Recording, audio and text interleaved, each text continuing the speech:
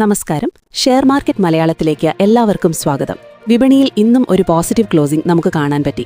IT ഓഹരികളുടെ തിരിച്ചുവരവ്, റിലയൻസിൽ നിന്നുള്ള 2 വമ്പൻ പ്രഖ്യാപനങ്ങൾ, പ്രത്യേകിച്ച് ജിയോ IPOയെക്കുറിച്ചുള്ള പുതിയ അപ്ഡേറ്റ്, ടാറ്റ, അദാനി ഗ്രൂപ്പുകളുടെ പുതിയ നീക്കങ്ങൾ, ഒപ്പം രൂപയുടെ റെക്കോർഡ് തകർച്ചയും വ്യോമയാന മേഖലയിലെ പുതിയ നിയമങ്ങളും ഉൾപ്പെടെ നിങ്ങളുടെ നിക്ഷേപങ്ങളെ ബാധിക്കുന്ന ഇന്നത്തെ ഏറ്റവും പ്രധാനപ്പെട്ട വാർത്തകളാണ് നമ്മൾ വിശദമായി പരിശോധിക്കുന്നത്. വിഷയത്തിലേക്ക് കടക്കുന്നതിന് മുൻപ് ഒരു ചെറിയ കാര്യം. വിപണിയിൽ ദിവസേനയുള്ള പ്രധാനപ്പെട്ട അപ്ഡേറ്റുകൾ നിങ്ങളിലേക്ക് എത്തിക്കാൻ ഞങ്ങൾ ശ്രമിക്കുന്നുണ്ട്. അത് നിങ്ങൾക്ക് ലഭിക്കുന്നുണ്ടെന്ന് ഉറപ്പുവരുത്താൻ ഇപ്പോൾ തന്നെ ആ ലൈക്ക് ബട്ടൺ ഒന്നമർത്തുക. അതുകൂടാതെ ചാനൽ സബ്സ്ക്രൈബ് ചെയ്യാനും മറക്കരുത്. ഇനി നമുക്ക് പ്രധാന അപ്ഡേറ്റുകളിലേക്ക് കടക്കാം. ഇന്നത്തെ വാർത്തകളിലേക്ക് കടക്കുന്നതിന് മുൻപായി നിങ്ങൾക്കൊരു ചെറിയ ചോദ്യം. ഓഹരി വിപണിയിലെ തട്ടിപ്പുകൾ തടയുന്നതിനും നിക്ഷേപകരെ സംരക്ഷിക്കുന്നതിനുമായി പ്രവർത്തിക്കുന്ന സെബി SEBIയുടെ പൂർണ്ണരൂപം എന്താണ്? Option A securities and exchange board of India, option B stock and exchange board of India, option C securities and economy board of India. ഇതിന്റെ ശരിയായ ഉത്തരം അറിയാവുന്നവർ ഇപ്പോൾ തന്നെ താഴെ കമന്റ് ചെയ്യുക. വീഡിയോയുടെ അവസാനം ഇതിന്റെ ഉത്തരം ഞാൻ പറയുന്നതാണ്. ആദ്യമായി ഇന്നത്തെ മാർക്കറ്റിലെ മികച്ച റിക്കവറി തന്നെ നോക്കാം. സെൻസെക്സ് 633 പോയിന്റോളം ഉയർന്നപ്പോൾ നിഫ്റ്റി 23,750 മുകളിലാണ് ഇന്ന് വ്യാപാരം അവസാനിപ്പിച്ചത്. ഈ വമ്പൻ കുതിപ്പിന് പ്രധാന കാരണം IT സെക്ടറിലേക്ക് വന്ന ഒരു വലിയ പോസിറ്റീവ് റിപ്പോർട്ടാണ്. കഴിഞ്ഞ ദിവസങ്ങളിൽ ആർട്ടിഫിഷ്യൽ ഇന്റലിജൻസ് അഥവാ AI വരുന്നത് IT കമ്പനികളുടെ വരുമാനം കുറയ്ക്കുമെന്ന ഭയത്താൽ IT ഓഹരികൾ വലിയ തകർച്ച നേരിട്ടിരുന്നു. എന്നാൽ പ്രമുഖ ഗ്ലോബൽ ബ്രോക്കറേജ് സ്ഥാപനമായ CLSA ഇന്ന് പുറത്തുവിട്ട റിപ്പോർട്ടിൽ AI ഒരിക്കലും ഇന്ത്യൻ IT കമ്പനികൾക്ക് ഒരു ഭീഷണി അല്ല എന്ന് വ്യക്തമാക്കിയിരിക്കുകയാണ്.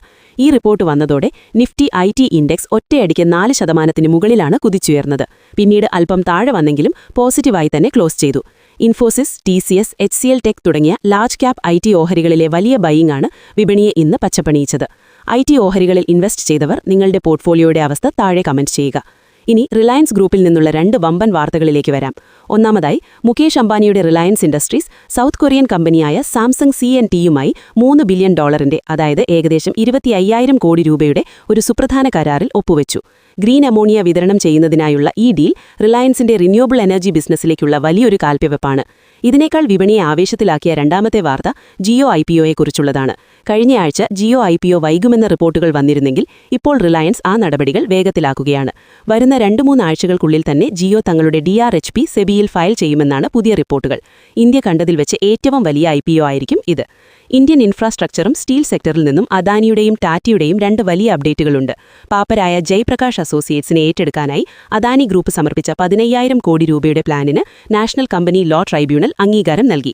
അംബുജ സിമന്റ്സ് വഴിയാണ് ഇത് അദാനി ഏറ്റെടുക്കുന്നത്. ഇതോടെ ഇന്ത്യയിലെ സിമന്റ് വ്യവസായത്തിൽ അദാനിയുടെ ആധിപത്യം ഒന്നുകൂടി ശക്തമാകും. അതുപോലെ ടാറ്റ സ്റ്റീൽ തങ്ങളുടെ സബ്സിഡിയറി കമ്പനിയായ നീലാചൽ ഇസ്പാത്ത് നിഗമിനെ തങ്ങളുമായി ലയിപ്പിക്കാൻ തീരുമാനിച്ചു.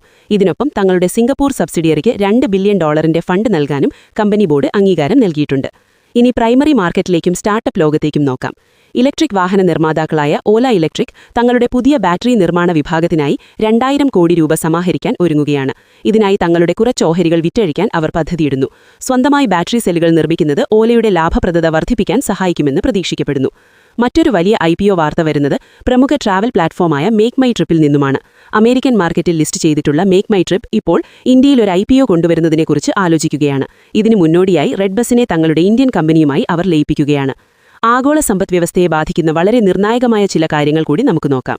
മിഡിൽ ഈസ്റ്റിലെ ഇറാൻ യുദ്ധഭീതി നിലനിൽക്കുന്നതിനാൽ ഈ ആഴ്ച നടക്കുന്ന മീറ്റിംഗിൽ അമേരിക്കൻ സെൻട്രൽ ബാങ്കായ US ഫെഡ് പലിശ നിരക്കുകളിൽ മാറ്റം വരുത്താൻ സാധ്യതയില്ല എന്ന് റിപ്പോർട്ടുകൾ സൂചിപ്പിക്കുന്നു. അമേരിക്കയിൽ പലിശ നിരക്കുകൾ ഉയർന്ന നിലയിൽ തുടരുന്നത് നമ്മുടെ കറൻസി മാർക്കറ്റിന് വലിയ തിരിച്ചടിയാണ്. ഇന്ന് ഇന്ത്യൻ രൂപ ഡോളറിനെതിരെ 92.63 എന്ന പുതിയ റെക്കോർഡ് തകർച്ചയിലാണ് ക്ലോസ് ചെയ്തത്. ക്രൂഡ് ഓയിൽ വില കൂടുന്നതുകൊണ്ട് ഇമ്പോർട്ടർമാർ പരിഭ്രാന്തിയോടെ ഡോളർ വാങ്ങിക്കൂട്ടുന്നതാണ് ഇതിന് കാരണം. എന്നാൽ രൂപയുടെ ഈ തളർച്ച തടയാൻ ഇന്ത്യ ഒരു പുതിയ പ്ലാൻ തയ്യാറാക്കുന്നുണ്ട്. ഗൾഫ് രാജ്യങ്ങളുമായുള്ള വ്യാപാരം ഡോളറിനു പകരം ഇന്ത്യൻ രൂപയിലും മറ്റു പ്രാദേശിക കറൻസികളിലും നടത്താനുള്ള ചർച്ചകൾ ഗവൺമെന്റ് വേഗത്തിലാക്കുകയാണ്. ഇത് നടപ്പിൽ വരികയാണെങ്കിൽ ഭാവിയിൽ രൂപയ്ക്ക് വലിയൊരു കരുത്താകും. അവസാനമായി 2 റെഗുലേറ്ററി വാർത്തകൾ കൂടിയുണ്ട്. ഏവിയേഷൻ സെക്ടറിലെ നിക്ഷേപകർ ഇതൊന്ന് ശ്രദ്ധിക്കുന്നത് നന്നായിരിക്കും. വിമാന കമ്പനികൾ ഇനി മുതൽ തങ്ങളുടെ ഫ്ലൈറ്റുകളിലെ 60% സീറ്റുകളും യാതൊരു അധിക നിരക്കും കൂടാതെ നൽകണമെന്ന് ഗവൺമെന്റ് കർശന നിർദ്ദേശം നൽകിയിരിക്കുന്നു. കൂടാതെ കുടുംബമായി യാത്ര ചെയ്യുന്നവർക്ക് ഒരുമിച്ച് സീറ്റ് നൽകണമെന്നും DGCA വ്യവസ്ഥ ചെയ്തിട്ടുണ്ട്. സീറ്റ് സെലക്ഷന്റെ പേരിൽ വിമാന കമ്പനികൾ ഈടാക്കിയിരുന്ന വലിയ തുകകൾ ഇതോടെ ഇല്ലാതാകും. ഇത് വിമാന കമ്പനികളുടെ വരുമാനത്തെ പ്രതികൂലമായി ബാധിക്കാം. അതുപോലെ ഷെയർ മാർക്കറ്റിലെ തട്ടിപ്പുകാർക്ക് വലിയൊരു മുന്നറിയിപ്പ് നൽകിക്കൊണ്ട് സെബി ഇന്നൊരു നടപടിയെടുത്തിട്ടുണ്ട്. RGRL കമ്പനിയുടെ ഓഹരി വില കൃത്രിമമായി ഉയർത്തിയതിന് 18 വ്യക്തികൾക്കും സ്ഥാപനങ്ങൾക്കുമായി 2.8 കോടി രൂപ സെബി പിഴ ചുമത്തി. കൂടാതെ ഇവരെ 5 വർഷത്തേക്ക് മാർക്കറ്റിൽ നിന്നും വിലക്കുകയും ചെയ്തു.